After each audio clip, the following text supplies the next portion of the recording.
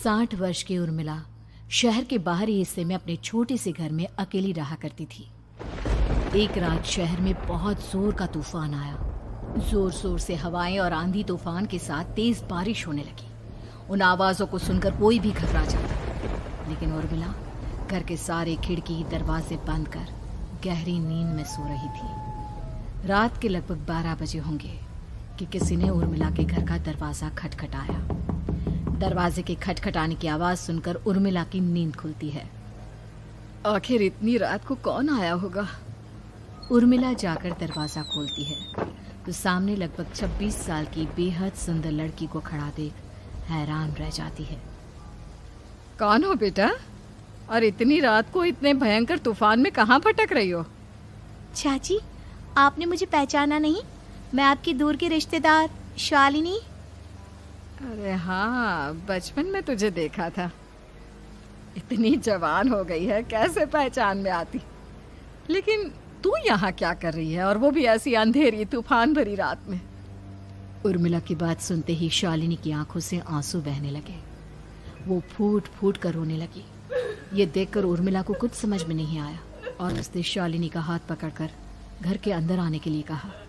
जैसे ही शालिनी घर के अंदर रोशनी में आई, उर्मिला की नज़र उसके पेट की तरफ गई, जिसे देखकर ये साफ पता चल रहा था कि वो प्रेग्नेंट है। अरे, तू तो पेट से है।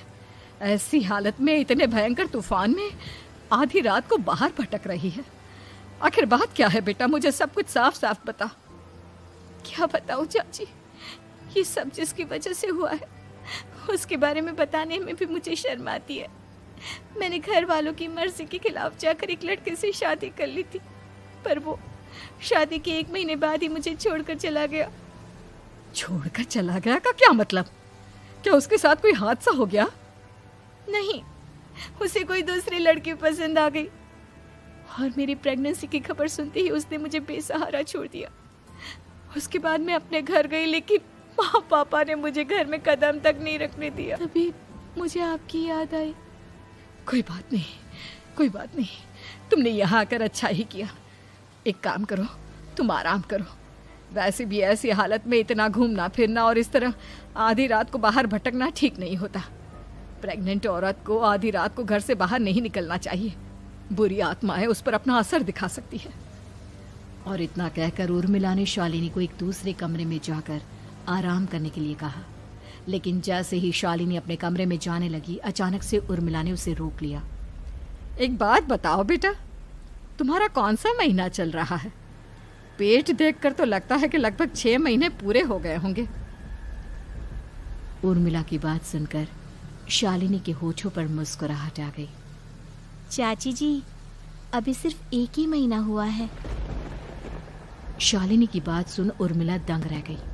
उसे समझ में नहीं आ रहा था कि प्रेगनेंसी के पहले ही महीने में शालिनी की हालत ऐसी क्यों थी। लेकिन फिर उसने बात को नज़रअंदाज कर शालिनी को आराम करने के लिए कहा और खुद भी कमरे में जाकर सो गई। अभी कुछ ही घंटे बीते थे कि अचानक से एक बच्चे के बड़े ही अजीबोगरीब बेढंगे तरीके से रोने की आवाज़ें उर्मिला के घर में गूंजने लगी। उन आवाज़ों को सुनकर उर्मिला की नींद फिर से खुलती है। ये अचानक बच्चे के रोने की आवाज़ कहाँ से आने लगी? उसने उठकर चारों तरफ देखा, पर वहां उसे कोई नजर नहीं आया। उर्मिला घबराते हुए शालिनी के कमरे में गई तो वहां उसे कमरे की दीवार पर एक बेहद खौफनाक साया नजर आया, जिसे देखकर उर्मिला बुरी तरह से घबरा गई। आखिर ये सब क्या हो रहा है? शालिनी, शालिनी उठो! उसने जोर जोर से आवाज देकर शालिनी को जगाने की कोशिश की, लेकिन ऐसा लग रहा था जैसे उसकी आवाज शालिनी तक पहुंच ही नहीं रही थी। कमरे की दीवार पर एक बहुत बड़ा और बेहद डरावने दिखने वाले इंसान का साया और एक बच्चे के अजीबोगरीब ढंग से रोने और चीखने की आवाजें अब उर्मिला को ज्यादा डराने लगी थी। उर्मिला को शालिनी की चिंता सताने लगी और उसने पूरी ताकत के साथ चीखकर शालिनी को आवाज लगाई, शालिनी! तभी अचानक सब कुछ एकदम पहले जैसा हो जाता है और उर्मिला की आवाज सुनकर शालिनी की नींद खुलती है। क्या हुआ चाची? आप इतनी तेज क्यों चिल्ला रही हैं? अब ठीक तो है ना? अभी अभी मैंने तुम्हारे कमरे में कुछ अजीब सा देखा। तुम ठीक हो ना शालिनी? मुझे यहाँ एक बच्चे के रोने की आवाज़ें आ रही थी। लगता है आपको मेरी कुछ ज़्यादा ही चिंता हो गई है। आपने मेरी प्रेगनेंसी के बारे में कुछ ज़्यादा ही सोच लिया होगा। मैं एकदम ठीक हूँ, आप आराम से सो जाइए। इतना कहकर शालिनी ने उर्मिला को फिर से अपने कमरे में जाने के लिए कहा और खुद भी जाकर सो गई। पर अब उर्मिला की आंखों से नींद गायब हो चुकी थी। अगली सुबह जब शालिनी उठी तो वो सीधा उर्मिला के पास आई। गुड मॉर्निंग चाची। तभी अचानक उर्मिला की नज़र शालिनी के पेट पर पड़ती है, जिस पर नीले रंग से एक अजीब सी आकृति नजर आ रही थी।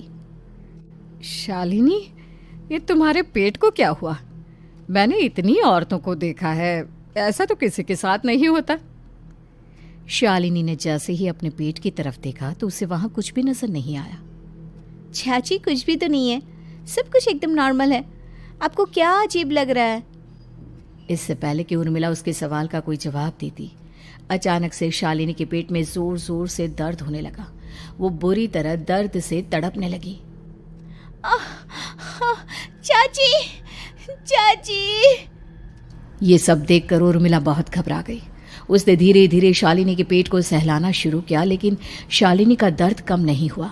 उर्मिला जाकर रसोई से पानी का गिलास लेकर आई और शालिनी को पानी पिलाने की कोशिश करने लगी। ले बेटा, पानी पी ले, तुझे आराम मिलेगा। ले ले। नहीं चाची, मुझे बहुत तेज दर्द हो रहा है। अरे थोड़ा पी ले बेटा। जैसे ही उर्मिला ने शालिनी को पानी पिलाया, उसने देखा कि गिलास में बचा पानी का रंग नीला पड़ गया और शालिनी की आंखें अजीब हो गई। उसके पेट पर बच्चे का एक डरावना चेहरा नजर आने लगा। ये सब देखकर उर्मिला की डर से हालत खराब होने लगी, पर तभी शालिनी का दर्द ठीक हो गया। बेटी, अभी तुम्हारा दर्द ठीक है तो ऐसा करो, तुम थोड़ी देर आराम कर लो। शालिनी को आराम करने के लिए कहकर उर्मिला तेज कदमों से चलकर घर से बाहर निकल जाती है और पास ही रहने वाली एक औरत कालिंदी के पास पहुंचती है। अरे उर्मिला बहन, बड़े दिनों बाद दिखाई दी, क्या हुआ? बहुत घबराई हुई सी लग रही हो, सब ठीक तो है ना? क्या बताओ कालिंदी बहन, मेरी एक दूर की रिश्तेदार आई हुई है। वो पेट से है और उसके साथ ना अजीब अजीब चीजें हो रही है। अब उर्मिला सारी बात कालिंदी को बताती है, जिसे सुनने के बाद काले जादू और तंत्र विद्या की माहिर कालिंदी एक ताबीज बनाकर उसे देती है। बहन, मुझे शालिनी पर किसी बुरी आत्मा का साया लगता है। ये ताबीज ले जाओ, आज रात को 12 बजे उसे पहना देना, फिर सब ठीक हो जाएगा। उर्मिला ताबीज लेकर घर वापस आती है और अब आधी रात के होने का इंतजार करने लगती है। जैसे ही आधी रात होती है, वो नींद में सोई शालिनी को ताबीज पहना शांति से अपने कमरे में आकर अपने पलंग पर लेट जाती है। अब सब ठीक हो जाएगा, ये सोचकर उर्मिला शांति की एक सांस ही लेती है कि तभी अचानक उसकी आंखों के सामने कुछ ऐसा आता है जिसे देखकर उर्मिला डर से चीखने लगती है। तुम कौन हो? कौन हो तुम? जाओ यहाँ से, जाओ जाओ यहाँ से। तभी उर्मिला की एक जोरदार दर्द भरी डरावनी चीख वहां पर गूंज गई। उर्मिला की आंखों के सामने एक बच्चा खड़ा हुआ था, जिसका पूरा शरीर किसी बूढ़े की तरह नजर आता था, लेकिन मुंह किसी नवजात बच्चे की तरह था। उसकी आंखें गुस्से से लाल थी और वो घूर घूर कर उर्मिला की तरफ देखा जा रहा था। कौन हो तुम?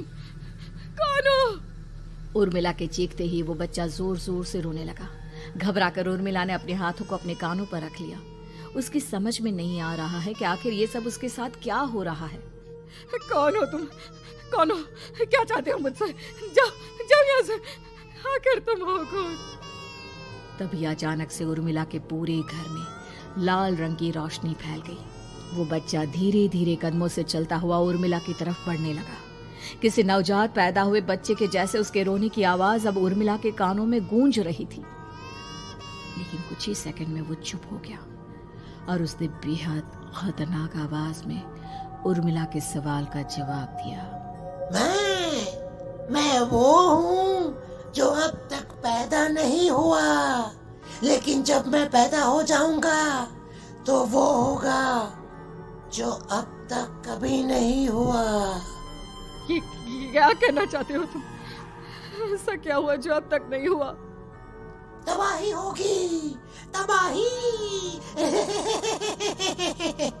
सब कुछ खत्म हो जाएगा और ये जो लड़की मुझे जन्म देने वाली है, मैं उसका खून पी जाऊंगा, सारा खून। उस बच्चे की बात सुनते ही उर्मिला बुरी तरह घबरा गई। उसका एक बुजुर्ग आदमी जैसा शरीर, एक नवजात बच्चे जैसा चेहरा, ये दोनों ही बातें उर्मिला की समझ से बाहर थी। तभी वो बच्चा अचानक गायब हो गया। घर का माहौल फिर से पहले जैसा हो गया। लाल रंग की रोशनी भी अब गायब हो चुकी थी। उर्मिला दौड़कर शालिनी के कमरे में पहुंची, जहां वो गहरी नींद में सोई हुई थी, पर उसके गले का ताबीज गायब हो चुका था। उठो उठो शालिनी, उठो बेटा, मुझे तुमसे जरूरी बात करनी है। अरे चाची क्या हुआ?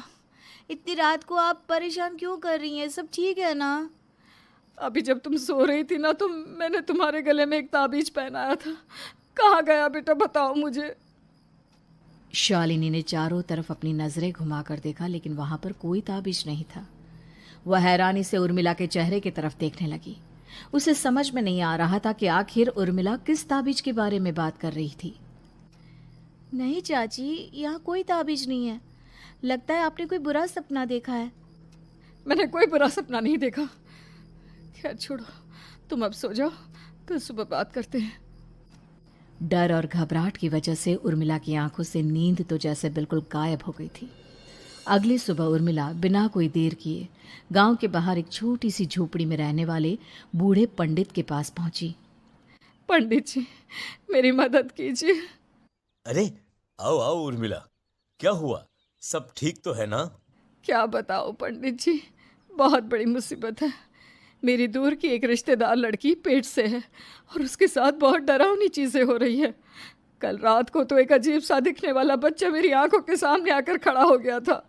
ये तुम क्या कह रही हो? मुझे साफ साफ बताओ कि आखिर तुमने क्या देखा?